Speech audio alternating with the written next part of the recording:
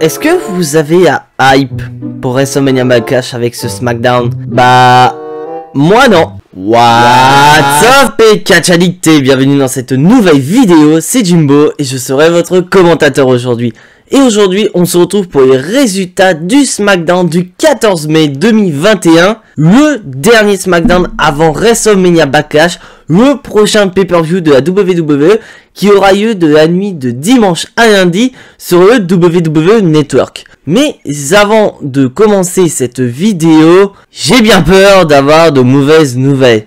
Donc en effet, nous avons appris hier le décès d'un catcheur qu'on connaît sur le nom de New Jack. Donc, pour ceux qui ne savent pas qui est New Jack, notre cher ami Ali de Catch Club nous a présenté un nouvel épisode de Quand le catch part en shoot partie 4 consacré à New Jack. Donc pour faire court, New Jack était un catcheur spécialisé dans le catch hardcore, notamment à la ECW. Et nous avons appris malheureusement que New Jack nous a quittés à l'âge de 58 ans suite à une crise cardiaque. Donc je transmets toutes mes condoléances à la famille de New Jack et je peux vous dire, l'année 2021 n'est pas très glorieux niveau décès des catcheurs. On en a énormément et j'espère sincèrement que ça va s'arrêter là parce qu'on a trop de visages de catch qui nous quittent trop tôt. Mais sur ce, trêve de blabla. Let's go!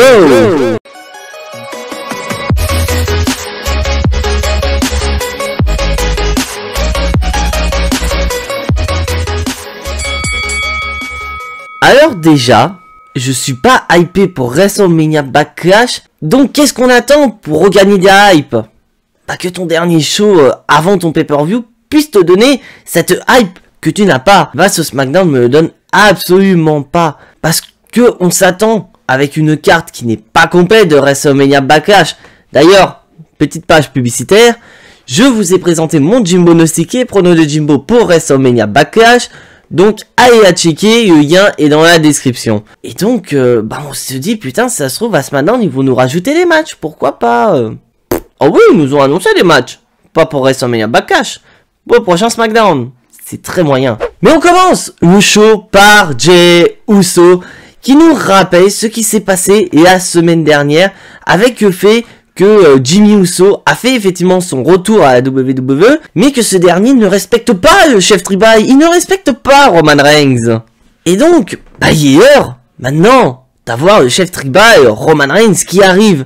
Mais en attendant, résumé des épisodes précédents, parce qu'on nous a remontré ce qui s'est passé la semaine dernière, bien sûr, avec le retour de Jimmy Uso qui arrive, mais qui dit clairement que il n'est pas la bitch de Roman Reigns, que Roman Reigns peut parler à son frère comme il veut, mais qui parle pas de la même manière avec lui. Et que, on a eu le jugement de Jimmy Uso lors du main event et l'attaque de Cesaro. Voilà, on a tout résumé de ce qui s'est passé la semaine dernière. Et donc, le chef tribal arrive. Et donc, Roman Reigns dit qu'effectivement, on a un problème avec Jey Uso, mais il faut quand même focus Cesaro. Parce qu'en effet, Cesaro affronte Roman Reigns la nuit prochaine. Donc, on va faire attention. Et donc, il dit clairement, voilà, j'adore Cesaro, c'est un top tier. Tiens, Roman Reigns commence à jouer à Smash Bros. Oula, faudrait que j'aille voir ça sur la Switch. Il fait, des compliments énormes à Cesaro, que c'est un excellent catcheur, il a du talent, bref. Mais que Roman Reigns, il est plus que ça. Parce que c'est le chef tribal, c'est la tête de la table, c'est le visage de la WWE. Tout le monde le veut au sommet. Et la question qu'il pose, c'est, est-ce que vous voulez Cesaro en tant que champion universel? Est-ce que vous voulez que Cesaro soit le visage de SmackDown? Est-ce que la Fox veut que Cesaro devienne le visage de SmackDown?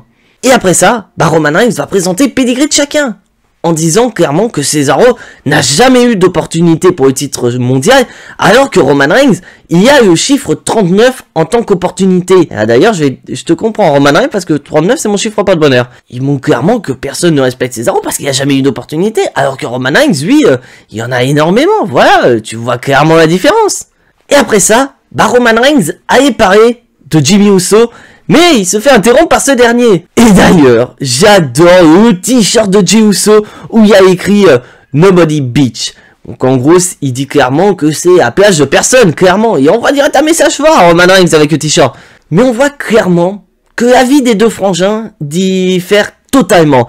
Parce qu'avec un côté Jey Uso qui est à fond à côté de Roman Reigns, en lui disant mais mec, t'as vu, c'est notre cousin, c'est chef tribal, c'est champion universel, il ramène à bouffe à la table, donc faudrait peut-être le rejoindre. Et là d'un côté, Jimmy Uso envoie un message en disant que peut-être que la famille pas choisi le bon chef, hein. Parce que il dit clairement que Roman Reigns ne battra pas Cesaro lors de WrestleMania Backlash. Donc ça fait pas plaisir au chef tribal. Donc Roman Reigns lui dit écoute, si tu es capable de battre Cesaro, vas-y, challenge pour un match ce soir dans le main event de SmackDown.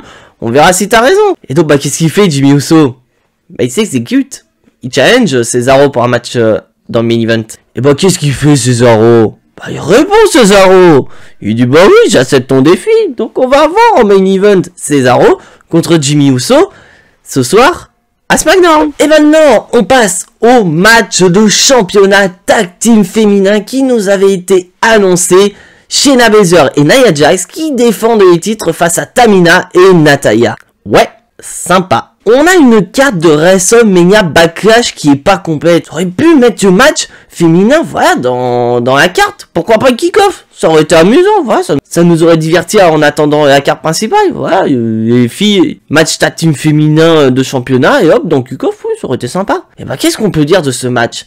En soi, il y a à boire et à manger. Parce que en soi, il est pas moche. Il n'y a pas vraiment d'éléments qui vont nous dire, voilà, c'est un match merdique, Sting, Nia Jax qui se casse la gueule, bref, il n'y a pas ça. Mais d'un côté, on voit clairement une volonté de la WWE de hisser Tamina vraiment à un autre niveau. Parce qu'on voit que durant le match, quand Tamina n'est pas dans le ring, Natalya, elle prend cher et les championnes sont en train de dominer. Et bien sûr, il y a eu Regina qui a voulu intervenir, distraire Arbitre, mais il a été vite fait renvoyé en backstage. Mais dès que Tamina est lancée, c'est Tamina Mania, clairement. Où Tamina, elle défonce tout le monde, clairement. Mais la fin, j'ai pas compris. La fin, elle est horrible. Parce que Nia Jax pose son Samoan Drop sur Natalya qui n'est pas la femme méga, mais tu vois un temps de lag où Nia Jax ne bouge absolument pas et elle attend que Tamina porte son frog splash. D'ailleurs, c'est pas le meilleur frog splash de l'histoire, mais l'idée est là, quoi. C'est un peu comme dans les jeux de combat où tu portes un énorme coup et là, t'as un petit temps où tu dois te remettre en position. Nia Jax, elle a fait la même chose. Elle a attendu pendant quelques secondes, comme ça, comme une conne, limite en plein centre du ring, en attendant que Tamina puisse monter tranquillement sur la troisième corde pour lui porter son frog splash, quoi. C'est un peu inadmissible, quand même. Et ça donne la victoire, en plus, à Tamina et Natalya. Donc, ok, c'est bien, il y a du changement. Voilà, c'est le premier titre de Tamina à la WWE. Mais attention, je vous coupe, parce que vous allez me mettre dans les commentaires. Mais dis-moi tout bien un titre pour Tamina, donc ce n'est que son deuxième titre. Oui, Tamina a déjà remporté une ceinture avant, mais je vous rappelle que c'est le titre 24/7, donc est-ce qu'on peut considérer le titre 24/7 comme un titre majeur à la WWE? Moi je suis pas d'accord, donc pour moi, c'est le premier titre de championne à la WWE pour Tamina après 12 ans à la WWE. Donc est-ce qu'on va attendre encore 12 ans supplémentaires pour que Tamina ait, pourquoi pas, pour la première fois de sa carrière, un titre de championne du monde à la WWE? Je sais pas, on verra ça. Mais d'un côté, je suis assez contente pour les anciennes championnes, parce que moi, voilà, j'ai envie d'avoir un peu de renouveau dans la division féminine, surtout du côté solo. On pourrait avoir, pourquoi pas, Shayna Baszler contre Rhea Ripley, qui a été une putain de rivalité l'année dernière à NXT, et avoir, pourquoi pas, Nia Jax qui va du côté de SmackDown pour, pourquoi pas, affronter Bianca Belair. Donc, il y a quelques idées, mais moi, je veux voir ces deux catcheuses dans le roster solo féminin, et non en équipe, ça sert à rien. Vous laissez Tamina et Natalya en solo, vous laissez Tamina et Natalya en équipe, et puis voilà, quoi. Elles vont aller checker à Raw, ils vont aller checker à SmackDown, c'est bien, ça va les occuper un petit peu. Et là, on passe au titre intercontinental. Nous avons Apollo Crews, accompagné bien sûr du commandant Aziz, pour une cérémonie. Donc le commandant Aziz a eu l'honneur de recevoir la médaille d'honneur du Nigeria, qui sera remis ni plus ni moins que par le champion intercontinental lui-même, Apollo Crews. Et donc, voilà, petite cérémonie, mais j'ai toujours du mal avec Apollo Crews qui se force avec cet accent nigérien qui sort de nulle part. C'est n'importe quoi, alors que le reste de la gimmick est génial. Et là, d'un coup, nous avons Biggie qui manque totalement de respect envers le champion, envers la cérémonie, en intervenant sur l'écran géant. Et après, nous avons Sami Zayn, lui aussi il manque de respect au champion intercontinental. Et il dit clairement que, Apollo Crews, il a son titre intercontinental. Et là, nous avons Kevin Owens qui arrive, donc Sami Zayn qui commence à flipper, parce que Kevin Owens, quand il vient ces derniers temps, c'est pas pour parler, c'est pour se taper sur la gueule. Et donc, bah, ça part directement en bagarre, avec Kevin Owens qui veut attaquer Sami Zayn, mais il y a Apollo Crews qui arrive, il y a Biggie qui arrive, il y a Sami Zayn qui arrive. Ça part dans tous les sens, et là, tu te dis, putain, mais officialisez-nous ce match pour WrestleMania Backlash. Et bah, un peu plus tard dans la soirée, bah, Apollo Crews, il va péter un câble devant Adam Pearce et Sonya Deville parce que, bah, les 3 catcheurs, bah, ils lui ont manqué totalement de respect. Ils ont manqué de respect au commandant Aziz, tu te rends compte? Ils ont démoli sa cérémonie, donc fais quelque chose, mec, sanctionné, suspendu, je sais pas, qu'est-ce que tu vas faire, mec? Et bah, il va rien faire, il va juste te dire, mec, tu vas défendre ton titre intercontinental et la semaine prochaine, contre les 3 catcheurs. Donc on aura un Fatal 4-Way avec Apollo Crews, Sami Zayn, Biggie et Kevin Owens la semaine prochaine. Alors qu'on a une carte de WrestleMania Backlash qui n'est pas complète. Putain, vous aurez dû mettre ce match à WrestleMania Backlash. Je suis en train de m'énerver, mais voilà quoi. C'est une rivalité qui me plaît. Et là, tu nous mets à SmackDown, tout ça parce que on doit regarder SmackDown. Donc mettez un match de championnat. Alors que t'as WrestleMania Backlash qui n'est pas hypé du tout, tu mets ce match pour le titre intercontinental, je pense que WWE, tu pourrais remonter le niveau de hype pour ton pay-per-view. Et maintenant, on passe à la division tag team du côté de SmackDown avec un match solo avec Rey Mysterio contre Dolph Ziggler. Donc qu'est-ce que je peux dire de ce match? Bah il est très bon. Et franchement, moi qui suis de la génération Catch Attack, voir Rey Mysterio et Dolph Ziggler s'affronter, bah, j'ai eu un petit peu de nostalgie. Mais c'est dommage parce que le SmackDown Old School c'était la semaine dernière. Donc MF, je pense que vous aurez peut-être dû mettre votre match la semaine dernière et mettre Dolph Ziggler contre Dominic Mysterio aujourd'hui. Ou mettre Robert Wood à la place, ça aurait été plus sympa. Parce que là, le pauvre Dolph Ziggler, il s'est tapé Dominic hier, la semaine dernière, et là, il se tape papa.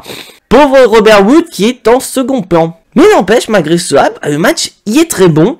Où vraiment, bah, Dolph Ziggler, bah, il s'est fait avoir comme un bœuf. Où on voit qu'il domine majoritairement le match, mais il veut en finir rapidement. Mais voilà, bah, il baisse sa garde, il a voulu tenter une attaque smash, mais voilà, Rey Mysterio, il a esquivé, il a profité du temps de lag pour appliquer la prise la plus destructrice à la WWE, la prise que personne ne peut se dégager une fois qu'elle est portée, le roll-up. Et ouais, Rey Mysterio a battu Dolph Ziggler avec un simple roll-up. Comment manquer de respect à un champion? Alors que le match y est beau, mais tu finis ça sur un roll-up. Parce que peut-être que WWE ne veut pas tout dévoiler avant WrestleMania Backlash.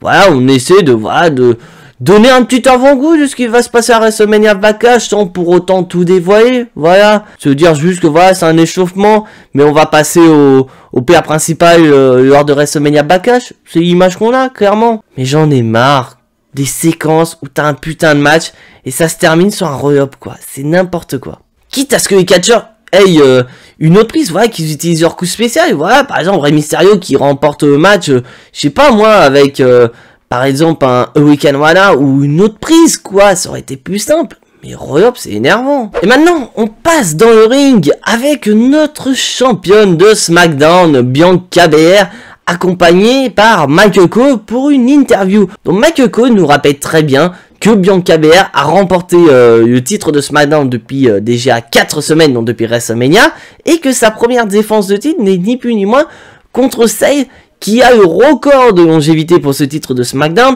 la femme avec règne de 380 jours pour ce titre, Bayley. Mais voilà, Bianca Belair fait du Bianca Belair, elle dit que voilà, c'est à EST qu'elle va gagner, bref. Et on a le résumé des épisodes précédents avec le catfight de Bayley et de Bianca Belair qui s'est déroulé la semaine dernière. Et donc, bah, on va parler de ça, clairement. Et une Bayley insupportable, mais qui est géniale dans son rôle, qui est sur l'écran géant.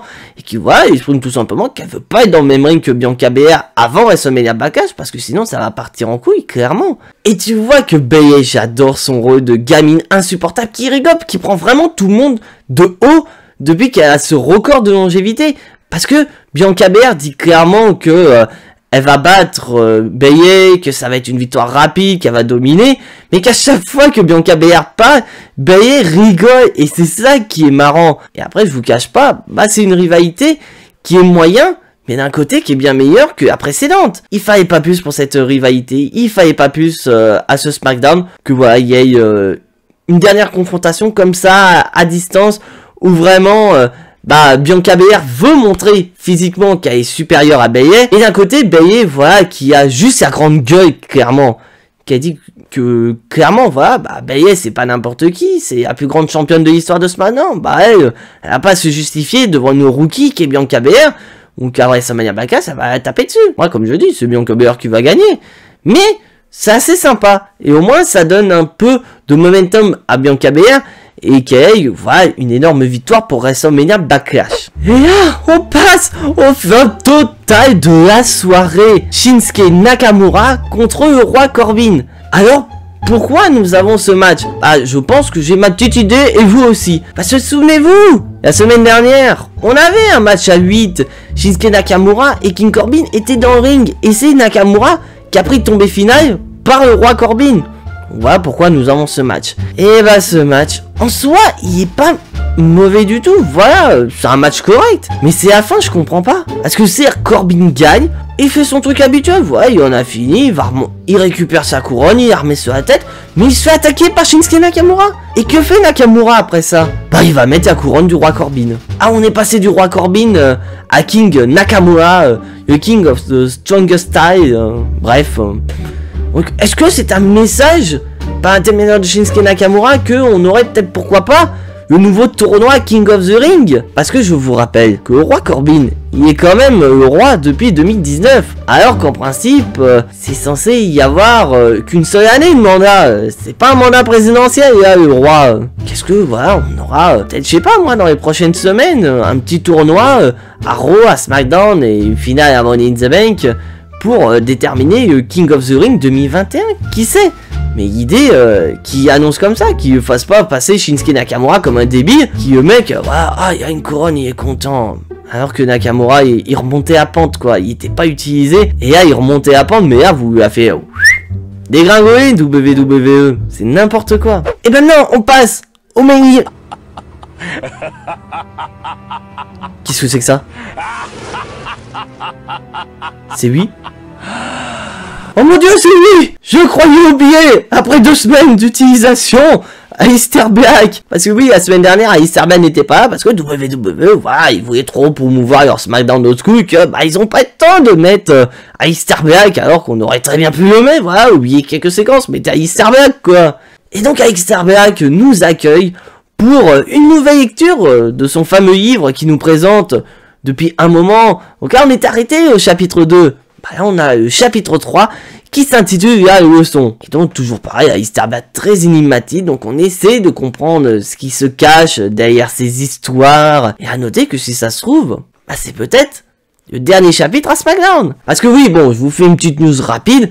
Apparemment, on aurait, pourquoi pas, Aleister Black qui serait transféré du côté du show rouge. Il irait peut-être à Raw. L'idée n'est pas trop mal, au contraire, parce que je pense que j'aimerais bien voir un petit lien entre Aleister Black et Alex Abyss sur tout ce qui s'est passé à WrestleMania. Donc pourquoi pas WWE développer cette théorie? Est-ce que, pourquoi pas, Aleister Black aurait un lien avec Alex Abyss et un lien avec The Fiend? Parce que The Fiend, il est toujours pas là, quoi. Ça fait des semaines qu'on le voit pas. Et d'après les infos, on pensait que suite au décès tragique de Brody en début d'année, Bray Wyatt était en dépression. Parce que je vous rappelle que Brody et Bray Wyatt étaient très potes dans la vie privée. Donc, le décès de Brody aurait pu, eu un impact énorme sur Bray Wyatt. Mais d'après ce qu'on sait, ça n'est pas le cas.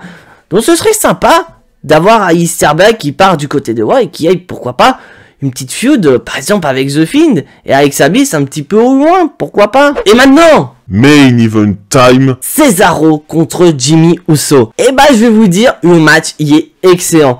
On a déjà eu du Cesaro contre Jey Uso. Donc Cesaro contre Jimmy Uso, on pensait que ça allait être similaire. Et c'est le cas, mais c'est un très beau match parce qu'on voit vraiment la motivation dans les deux camps avec un Cesaro qui veut vaincre Jimmy Uso pour envoyer un énorme message à Roman Reigns en lui disant regarde, j'ai battu Jey Uso, j'ai battu Jimmy Uso, Dimanche, c'est ta gueule que je vais défoncer et je vais devenir champion universel. Je vais gagner le titre que je rêve depuis des années. Et d'un autre côté, nous avons Jimmy Uso qui veut prouver à Roman Reigns que lui, il est capable de battre Cesaro, mais que Roman Reigns est incapable de battre Cesaro, ce qui placerait automatiquement Jimmy Uso meilleur que Roman Reigns et pourquoi pas en tant que nouveau candidat au titre du chef tribal. Et bah ça a pas plu à Roman Reigns parce que Roman Reigns il est intervenu dans le match. Il a causé la disqualification de Jimmy Uso.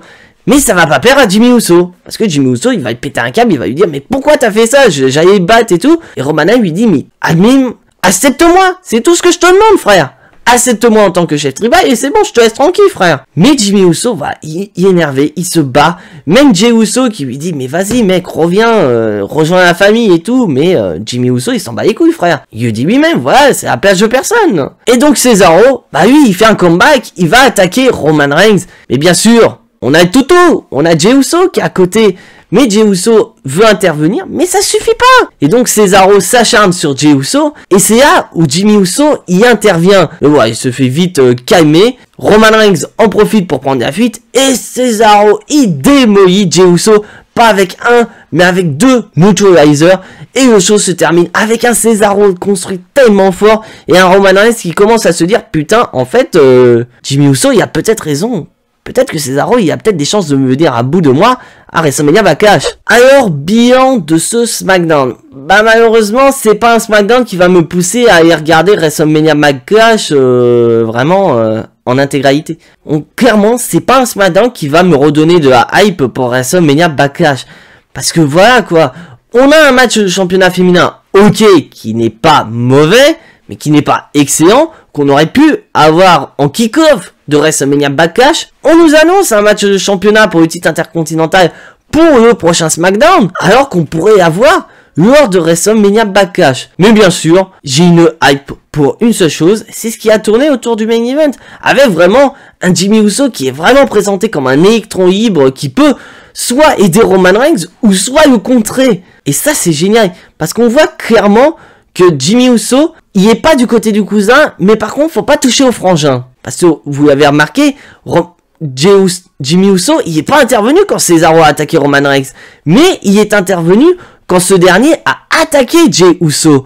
Donc, est-ce que Roman Reigns ne serait pas intelligent et se dirait, mais attends mec, il réagit pas quand c'est moi qui me fais attaquer, mais pourquoi pas utiliser Jey Uso comme un appât, Cesaro qui attaque Jey Uso, etc. Ce qui permettrait donc à Jimmy Uso d'attaquer Cesaro et ça arrangerait les affaires du chef tribal. Ça peut être le plan machiavélique du chef tribal pour WrestleMania Backlash. Et d'un côté, nous avons un Cesaro voilà, qui est construit très très fort et on est tous derrière lui. On veut le voir gagner à WrestleMania Backlash. Mais d'un autre côté, j'ai pas envie qu'il gagne à WrestleMania Backlash du fait qu'il n'y a pas de public. J'ai envie d'avoir des fans à la WWE qui puissent soutenir Cesaro. Et d'ailleurs, petit coin news, parce que, comme vous le savez, la WWE et la AEW vont potentiellement accueillir des fans prochainement, notamment All Elite Wrestling avec son prochain pay-per-view Double or Nothing. Donc on pouvait se dire que WWE pourra accueillir des fans rapidement. Donc au début ça se tournait autour de SummerSlam. Mais apparemment, la WWE pourrait accueillir des fans à partir du 16 juillet lors d'un épisode de SmackDown. Donc qui sait, si ça se trouve le 16 juillet, Cesaro qui sera toujours pas champion universel pourrait très bien avoir un match de championnat contre Roman Reigns à ce moment-là et marquer coup, bim, Cesaro champion universel à SmackDown. Ce serait génial devant des fans.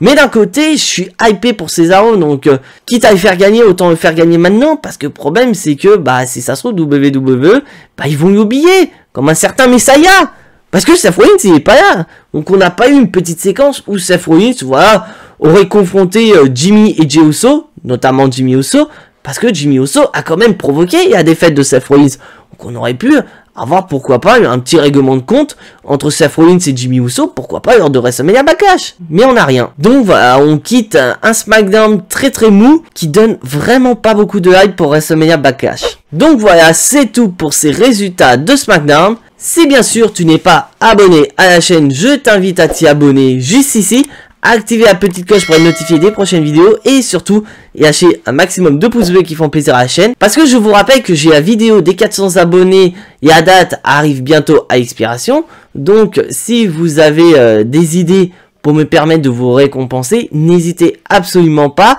je suis très curieux de connaître votre décision. Et donc on se retrouve demain pour une nouvelle vidéo du dimanche. Et on se retrouve donc la nuit de dimanche à lundi pour une live réaction de WrestleMania Backlash. Et surtout restez connectés parce que je serai pas tout seul. Mais en attendant, soyez tous très très fiers d'être des catch addicts. Soyez fiers d'avoir le catch dans le sang. Le catch c'est la meilleure chose qui soit. Le catch c'est la vie. Le catch vie. C'était Jimbo. Et en attendant je vous fais à tous de gros bisous. Et à la prochaine.